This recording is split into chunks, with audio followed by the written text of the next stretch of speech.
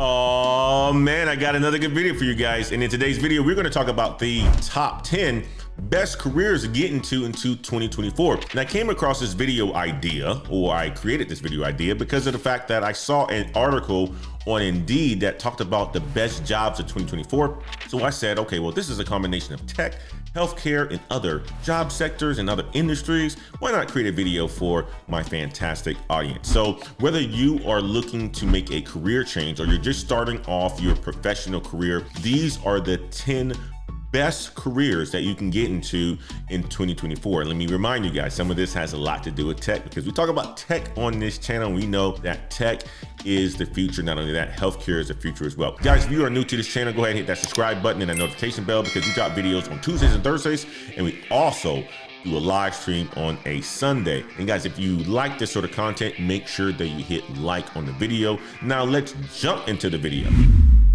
Coming in at number 10 is a data engineer. Now, what does a data engineer do? A data engineer is basically responsible for designing and building systems to organize large amounts of data. And they work in corporations, they work in the tech space, and it is a tech type of a job. And they make data easy to use for analysis. So they help data analysts, they help data scientists, and so forth. And they make a really good salary with an average salary of about $95,000 a year. Now, how can you become a data engineer? Usually you need a degree in computer science or software engineering or computer engineering or some sort of IT type degree. Not only that, you need experience with data tools. So going to school, getting a degree in computer science, software engineering, computer engineering, management information systems, which is a business major, computer information systems, which is a science major, information technology, IT major, and so forth. Any one of these can help you to become a data engineer. Now, what are the skills needed to become a data engineer?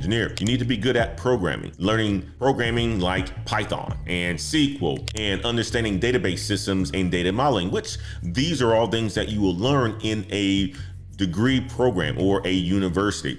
Not only that, you should learn how to solve problems and close attention to the details. That is a major aspect of this because you're dealing with data and those details really matter. Now, what are some of the pros and cons of becoming a data engineer? Looked this up, looked on Glassdoor, looked at some of the reviews of becoming a data engineer, looked on Reddit and so forth. The pros, it is a high demand job. And not only that, it allows for you to create and learn, develop your data skills. And not only that, it's an opportunity for you to innovate and solve problems because it is in the tech space, using data to create new applications and so forth. And not only that, you can move up in data focused careers. So you can start off as a data engineer, go to a data analyst, data scientist, network engineer, so forth. You have a lot of opportunities as a data engineer. Now, what are some of the cons? Well, we know that technology changes quickly, so you will need to stay informed on all the things related to data in order for you to be competitive in the job market. Not only that, you may need to work long hours to finish projects if you are on these complicated projects that use data and that they need your skill set. So that is the role of a data engineer, guys. Consider it in your career. Next on the list is a senior accountant. Now, what does a senior accountant do? Well, a senior accountant manage financial reports and ensure records are accurate, and they keep financial information reliable and trustworthy. So these guys are very, very important to businesses, to governments, and so forth because they make sure that the financial information regarding the company is trustworthy and reliable. Now, they also deal with accounting records like the general ledgers. They perform financial checks and audits and try to search for the bad guys and people who are doing some illegal things in the business. And they work with different teams for big decision making in a corporation. And the average salary for a senior accountant is around $95,000 a year. Now, how do you become a senior accountant? Well, you need a degree in accounting or finance, and then you need to work your way up to a CPA certificate and get some job experience as an accountant in order for you to become a senior accountant. Now, what are the skills that are needed?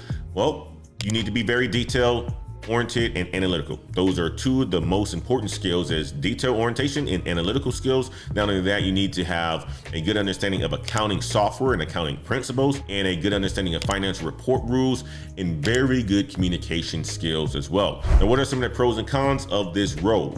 Pros, you get an opportunity to move up in accounting roles or finance roles. Not only that, you may specialize in areas such as tax or auditing. And some of the jobs in this field are very, very stable. So as an accountant, you can make a good amount of money and you will have the stability in your career. Now, what are some of the cons? Some of the cons, you may have to work extra hours, especially during the tax season. A lot of accountants, even my accountant for the businesses that I have, she's working a lot of hours. Not only that, you may have to face stressful deadlines, and you must keep up with the accounting laws and practices, because every year those laws may change. Next on the list is a human resources manager. Now, a human resources manager is responsible for leading a human resource department and making sure that its policies are in place and that they have the right programs to support the people. So they ensure the company follows HR practices and the laws. And these guys can make a lot of money with an average salary of about $100,000 a year. Many of you guys who care about people and you care about culture and things like that, this may be a good field for you to get into. I know a lot of people who are in HR and they do things like recruiting, and they may be HR leaders or business unit leaders, and they make a good amount of money, and they're also responsible for having an impact on the overall culture in the company. Now, how to get started? You usually need a degree in human resources or business, and you need experience. You got to get some experience, and you also can get HR certifications like the SHRM or the PHR. Now, what are the skills that are needed to become a human resources manager? Strong leadership skills is very, very important, and good communication skills, because you're going to be talking to a lot of people. You also have to have a good understanding of employment laws and the ability to solve problems and to think ahead, because people are complex and you're going to be dealing with a lot of people. Now, what are some of the pros and cons of a role like a human resources manager? Well, the pros: you can really improve the workplace culture and the overall morale. Not only that, you will have a lot of tasks to do on a daily basis and complicated situations that will make your day new or different every single day. Not only that, you have a chance to move up to become a chief human resources officer one day to make a whole bunch of money. So what are some of the cons? Sometimes you have to resolve conflicts. I'm talking about personal conflicts, business conflicts, organizational conflicts, all that sort of stuff. You have to potentially be involved into it, and it can weigh on you. Not only that, you have the pressure of filling jobs, because you may have to do some recruiting, and overall, it just may be a fast-paced work environment, which can create a lot of stress for people. Next on the list is a psychiatrist. Now, what's a psychiatrist? For many of you who don't understand, well, a psychiatrist help people with mental health issues using medicine and therapy, and their aim in diagnose and to prevent mental health problems. Now, what are the skills needed to become a psychiatrist? Well, you need strong medical and mental health knowledge. Not only that, a good understanding of diagnosing problems, and not only that, caring about people, so empathy. You have to be good at communication, because you're going to have to talk to a lot of people, or talk to many people and talk them off of a cliff, or talk them out of doing certain things.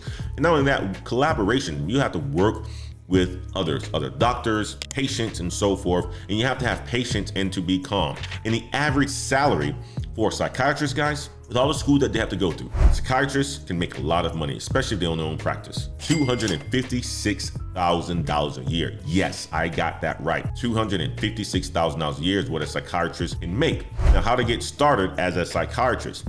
Well, you need to finish medical school and specialize in psychiatry. And you also have to get a license and board certification. If you choose to go this route, guys, think about the salary that you can make. Going to medical school to be a psychiatrist, you can make a whole bunch of money owning your own business and so forth. Now, what are some of the pros and cons?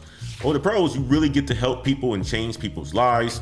You can earn a lot of money with $256,000 being the average salary for a psychiatrist. Not only that, there are many areas to specialize in, from working with kids to working in law and so forth. Now, what are some of the cons? Well, it takes a lot of school and training in order for you to become a psychiatrist. I believe it is something like 8 years after you graduate college or something like that, or maybe after you graduate high school is about 8 years. So 4 years of undergrad and then 4 years of medical school. You guys can confirm with me on the video or in the comment section if I'm right or not.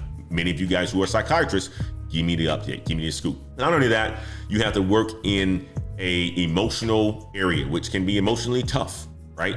You're talking about like dealing or seeing people that have some really big issues, and that can be emotionally tolling on you, and you might have to work long hours or unexpected hours depending on your client and things like that. And next on the list is a mechanical engineer. And a mechanical engineer is responsible for creating and looking at the mechanical devices in the system. So they look at engines and different parts of technology to make sure that there's movement in it. And they ensure that the technology or the mechanics, they meet safety and technological standards.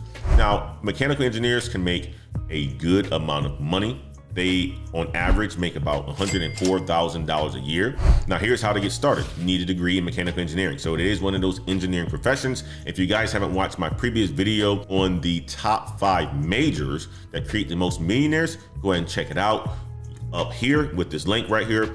But guys, this is one of those fields that will make you a millionaire if you work hard and so forth. You also need internships or co-op programs to use to get some experience and real world experience and so forth. Now, what are the skills that are needed to become a mechanical engineer? You gotta be good at analyzing and solving problems, because that's all you do as a mechanical engineer. Not only that, you have to be skilled in computer aided design. So that's CAD software. You have to know mechanical engineering basics, which you will get in a degree program, and you have to be detail oriented and good at teamwork. And what are some of the cons of becoming a mechanical engineer? Working as a mechanical engineer, as one may say. The pros, you get the chance to work on a range of projects like cars, planes, technology, computers, all sorts of stuff. You can be creative and design new things, and your skills are in high demand across many industries, which is the reason why you are paid very well. Now, what are some of the cons? The cons, you might have to work extra hours to finish projects on time.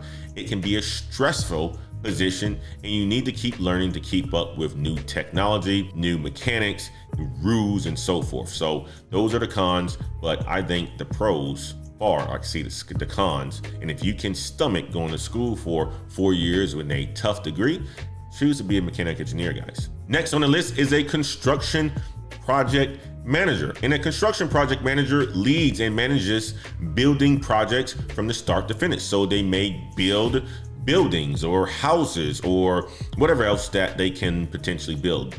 But they also ensure that projects are done on time, within budget, and as planned. And these guys are needed in every industry. And the cool thing about construction project managers is that they can also leave construction if they choose not to be in construction and go to other industries, because project management is project management. And these guys can get paid a lot of money with an average salary of about $110,000 a year. Now, how can you get started as a construction project manager? Well, you need a degree in construction management or engineering, and you also need experience in construction or project management. Helps. Not only that, what are some of the skills that you need? Leadership skills, because you are responsible for budgets and people and making sure that things get done on time. And you have to have a good understanding of construction methods and the materials used, and you need to be good at budgeting and scheduling and communicating with other people. Now, what are some of the pros and cons? Pros and cons of being a construction project manager. The pros, we're going to start there first. You get to work on a lot of different types of projects. So building projects, highway projects, whatever it is, you get a chance to work on those. You can earn well because the average salary is $110,000, and as you gain experience, you can make even more. And there's potential chance for you to move up to higher management positions, such as the director or a C-suite executive. Some of the cons: deadlines and budget pressures can be seriously intense and cause you to be very stressed. The construction sites can be risky, and sometimes you have to resolve conflicts with contractors and other people who are involved in the overall project. So those are some of the cons, but I do think, again, in this situation, the pros far outweigh the cons. Next on the list at number 4 is electrical engineering, or an electrical engineer. And these are individuals who work on creating and managing electrical systems and products. That's what they do. And they make sure that these products or electrical systems are safe and they meet technical needs. So if you are in the state of Texas, like I am, the electrical grid, they have a lot of electrical engineers working on it, and they need more electrical engineers to fix it, because every single time, every year, we get these hot or heat storms or heat waves and these cold fronts, and they come through, and it always stresses the electrical grid. They need a lot of electrical engineers to enhance it, to make it better, so that we are protected here in the state of Texas. But these guys can make a good amount of money with an average salary of about $119,000 a year. Now, how to get started to become an electrical engineer? Well, you need an electrical engineering degree, duh. But you also might need a license for different jobs, because you may have to deal with electricity and so forth. And you can do internships and co-ops, which will give you real world experience after you get an electrical engineer degree or while you are going through the program. I suggest while you are going through the program. Now, what are the skills needed? You need to be great at solving problems. You need to know how electrical engineering works. You need to be good with design, software, and paying attention to details. And you need the ability to work well with others, because you will always be working with other people. What are some of the pros and cons? Well, you get to work on cool new projects. Your skills are needed in a lot of industries, because electricity is needed in just about everything, or not just about everything, in everything. I mean, it even needed in the medical field or just with people. Anyway, you can move up in your career over time. The cons, you might have to work a lot to meet certain deadlines, especially if you're working in the state of Texas, where we need the grid to be improved. The job can be stressful. You have to keep learning, because technology changes really fast. Next on the list is a mental health therapist. And these are individuals who are responsible for helping people with emotional, behavioral, and psychological issues through counseling and therapy. And they work with individuals, couples, or groups of people, and they get paid a lot of money with an average salary of about $82,000 a year. Now, what are the skills that are needed to become a mental health therapist? Well, let's talk about the first skill. You got to be empathetic and a good listener. So less talking, more listening. You have to have the ability to build trust with others, such as your clients. You have to know different therapy methods and how to understand and respect diverse cultures. Now, how do you do that? Well, you do that by getting a master's degree. So you need a undergrad degree and also a master's degree in a related field like counseling or psychology. Now, this is one of those fields that psychologists or psychiatrists, they go from being a mental health therapist to a psychiatrist, because then you can do your undergrad, get some certifications or a master's degree, and then go on to become a doctor or something like that and make even more money. But you also need to have clinical experience and be supervised and work with a licensor or get supervised practice. So those are the ways to get started as a mental health therapist. And what are some of the pros and cons? Some of the pros, it is a rewarding career because you get an opportunity to help people. Not only that, you can work in various settings like private offices or schools or colleges and things like that. You also have the opportunity to focus on specific areas that you are interested in. What are some of the cons? It can be emotional, dealing with tough situations and tough clients. Now, in that, some cases may be very challenging, and it is also a risky job. I mean, like, you're dealing with people who have some challenges and they may take it out on you, right? So I've seen, and based on the research that I've looked into, mental health therapists, they do face a lot of burnout. This one right here is one of those careers that are needed, and it's needed for and done by certain people that are very special to this world. So I congratulate all the people who are in the mental health space, because we need more of those people as, you know, technology continues to be part of our lives, and it's causing people, in my opinion, to need mental health checks and to need more mental health therapists. Next on the list is a loan officer. Guys, this is at number 2. And loan officers are responsible for assisting people and companies in getting loans that are essential for financial organizations, or helping people to get homes, or whatever the situation may be. But they evaluate loan applications, they look into your financial status, and they collect collateral to decide on your eligibility for the overall loan. And they explain the loan in terms of how long you need to pay it back and the lending requirements. And these guys can make a whole bunch of money as well too, with an average salary of $111,000 a year. Let me repeat that. $111,000 a year. Now, what are the skills needed to become a loan officer? Well, you need the ability to analyze financial data. So you need to be educated in finance. You also need to have the knowledge of financial laws and regulations, and you need to be excellent at communicating and working with people, and you need to have good sales skills. Another one of those roles that will help you to be better at influencing people. Now, how to get started typically requires a degree in finance or economics. Some jobs might need a license or specific certification, and often includes on-the-job training. Okay, so you can become a loan officer by working in a bank or working in some sort of financial institution and get some on-the-job training. Now, what are some of the pros of this role? You could earn a lot of money. $111,000 a year, that's a good salary.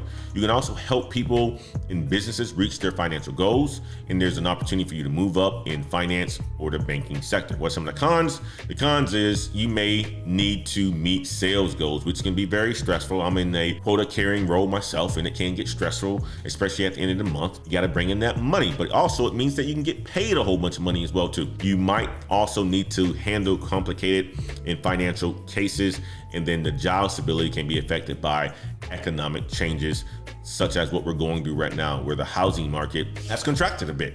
The loan officers aren't really needed because not a lot of people are buying houses right now because of interest rates and so forth.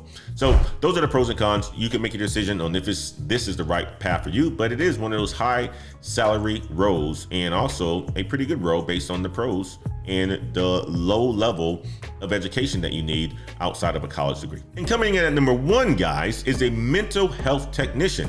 And a mental health technician is somebody who's responsible for supporting people to get mental health treatment and helping with daily activities and their overall safety. So I will quickly explain it to you.